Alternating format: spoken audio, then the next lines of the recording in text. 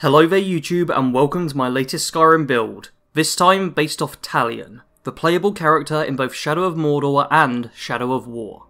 The version I will be showing in this video is a Talion build made without any mods. However, if you want to see a modded version of the build, then head over to Pixel Arrow Productions, as we have been working on this build together so that we can present you with even more options for how to play. If you're looking to skip ahead to any particular section, then as always, there will be timestamps in the description. Talion grew up in the Johanna region of High Rock. Being a Nord growing up around Bretons, he always felt a little out of place, but found solace within the town guard. He joined up with them as soon as he could, and it only took him a handful of years to be promoted up to the rank of captain. Throughout all this time, he was constantly fighting back against the Orc hordes attempting to take the land for themselves. His men were skilled fighters though, and always kept back the Orcs without taking many casualties. This made it all the more surprising on the night the Orcs began to overwhelm them. The Orcs they were used to fighting were already tough, but these ones seemed nigh on unkillable, and they had an unearthly glow surrounding them. Talion didn't have time to think before the Orc horde was upon him. His men were the one line of defence against the savages, and if they didn't hold them back, then the whole of Johanna could be destroyed, and everyone he held dear to his heart would be no more. With this knowledge in his mind, the captain fought with a fury greater than he had ever felt, felling Orcs left and right. Sadly, the men around him did not fare as well, and he had to watch as they were cut down and their numbers dwindled. In the end, it was Talion left all on his own, now flailing his sword wildly in an attempt to keep the Orcs at bay. The Orc horde began to separate, creating a path through which a dark figure walked. The lean body and pale skin indicated that he was an elf, but the black armour and sense of undeath that surrounded him suggested something more. The elf stopped in front of Talion, and looked at him with eyes that showed no mercy. Talion could feel his sword slip free from his hand, and watched helplessly as the evil figure in front of him withdrew a knife and thrust it forwards, piercing Talion's heart. The pain was like nothing he had ever felt. A dark heat flowed through his veins, almost as if he was being poisoned or corrupted from within. As the elf withdrew his knife, Talion felt darkness sweep over him.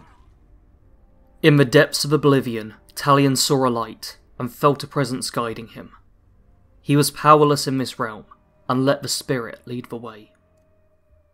His eyes opened, and he saw the night sky above him. Every star seemed to shine brighter than before, and the chill night air caused the hairs on his skin to stand on end. As he tried to stand, he started coughing blood, and looked down to his chest to see the wound that was there starting to heal before his very eyes. In an instant, realization struck him. The Orc horde was heading towards his family, and they had to be stopped before it was too late. Clambering to his feet, he picked up his sword from the ground and began sprinting towards the village. As he let his body take over, he felt a voice in the back of his mind, whispering to him. It spoke of ancient times, and a race called the Aliens. He was acutely aware of another presence within his body, and tried for a moment to focus on who this was. Although the voice was still faint, he could tell that the spirit had saved him from oblivion, and guided him back to Mundus. When he finally came into line of sight of the village, it was to be greeted with a spectacle of fire and death. Houses burnt and blood soaked the ground. The Orcs had been carving their way through the inhabitants with ease, now that the guard had been all but obliterated. Talion charged headfirst through the village, his sole purpose, to reach his family and ensure they were still alive. He made it to his house and came crashing through the door. Inside he saw his wife and son, miraculously still standing, despite so many having lost their lives. With a hurried explanation, he got them to follow him, fleeing from the village as fast as their feet could carry them. Their best efforts were for naught though, as the Orc horde had encircled the entire area. Ahead of them, Talion saw the heavily armoured elf that had slain him, and heard the spirit whisper the name Mannimarco. Both he and the spirit were consumed by anger, and they charged forwards as one, striking with unnatural speed. The necromancer calmly caught the blade in his gauntleted hand, breaking it in two with a clench of his fist. He knocked the Nord down to his knees, and spun him around to face his wife and child. A duo of Orcs had them held down, whilst another two swiftly brought down battle axes upon their necks, beheading them before Talion even had time to react. As tears streamed down his face, he felt the knife slide across his neck, and the warmth of blood flowing down his chest. Dark magic swam over him, as oblivion took him once more. This time, when he awoke, it felt unfamiliar. He appeared to be in a horse-drawn cart, and a man was telling him about an ambush and something called a stormcloak. Talion has been cursed to live a life of undeath, never truly being able to find peace or an end. The main skills of the build are Enchanting, Sneak, and Illusion. Enchanting is key to this build, and without it you'll find your character struggling to stand his ground against even the weakest of foes. I'll talk about the specifics of how you enchant your gear later, but for now just know that you'll want to be boosting this skill right from the start. Perk wise, you'll obviously want to invest in Enchanter, but additionally the Insightful Enchanter and Fire Enchanter perks will come in handy. Sneak is a key part of this build. We aren't the strongest in an outright battle, so thinning out groups of enemies from the shadows can prove invaluable. I personally only invested 4 perks into this tree however, going up the right hand side in order to get damage multipliers for all of my sneak attacks, most importantly for the dagger, allowing us to kill most enemies with a single up close attack. The last of a trio of main skills is Illusion. We will be using a vast array of different illusion spells in order to shape the battlefield to our liking. Illusion magic lets you turn friends against one another, or help calm an angry enemy. Despite its importance, I only ended up putting perks into Novice and Apprentice Illusion, as I found I could get by without the other perks. Late game though, you may well want to invest more heavily in order to affect higher level characters. The additional skills of a build are Archery, One-Handed, Block, and Conjuration. Archery and One-Handed will both naturally raise whenever we deal damage, and you may not need to worry about power leveling them at all, depending on how often you find yourself in a fight.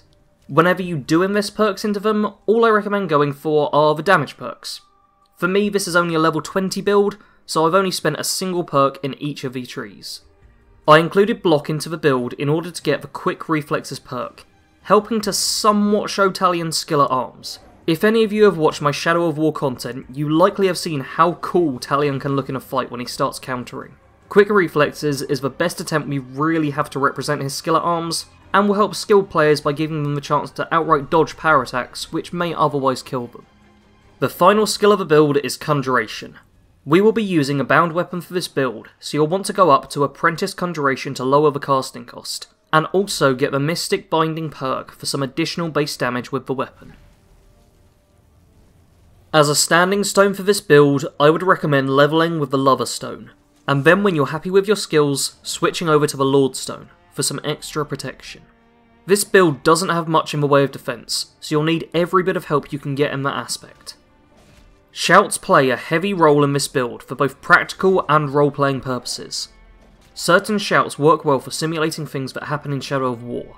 Certain abilities in that game let you temporarily freeze the foes you are fighting, and to replicate that in Skyrim you can use the Ice Form shout. In addition, slow time can be used before using your bow, in order to have the same slow-mo effects that take place normally in Shadow of War. Possibly most importantly of all, the Bend Will shout can let you dominate enemies, helping to mirror one of the most satisfying and enjoyable parts of the other fantasy title. In addition to shouts, don't forget that playing as a Nord gives you the battle cry power, which will cause all those around you to flee. This is great to use for whenever you start getting overwhelmed. The weapons I used for this build were a Silver Sword, Mehrunes Razor, and the Bound Bow. These were chosen primarily to try and fit with the look of the build, however none of them work amazingly well. As I said at the start, Pixel Arrow Productions has made a modded version of the build, which will have some better looking weapons in it. Working with what was already in the game though, this was the best I could really get.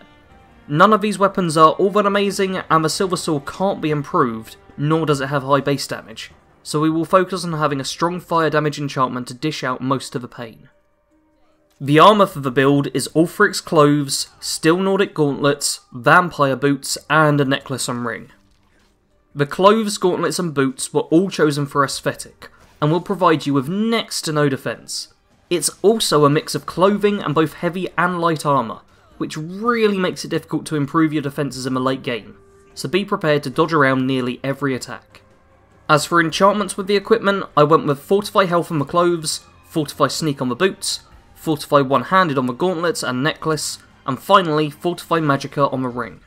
This will help the character out in all aspects, not specifically making it too focused in any one sector, but making it viable in all of them.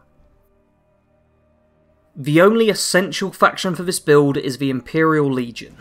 You'll need to side with them in order to get your main piece of apparel, but it also fits in fairly well with the character as a whole, as the military life is something he is familiar with, and it will give him a taste of his old life.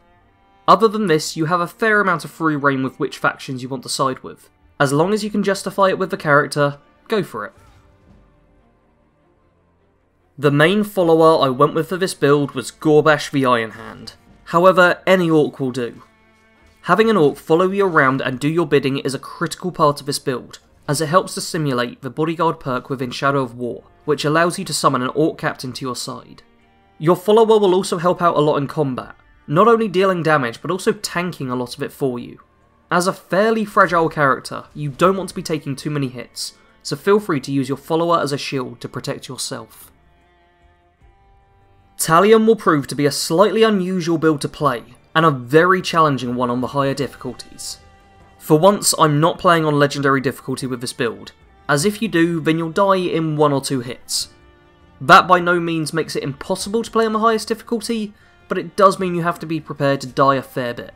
Talion is essentially immortal though, so make sure to save often and you can just take on the enemy again. Although there's no nemesis system in Skyrim, you can still craft your own narrative with enemies who kill you multiple times, organically creating your own nemesis to take down.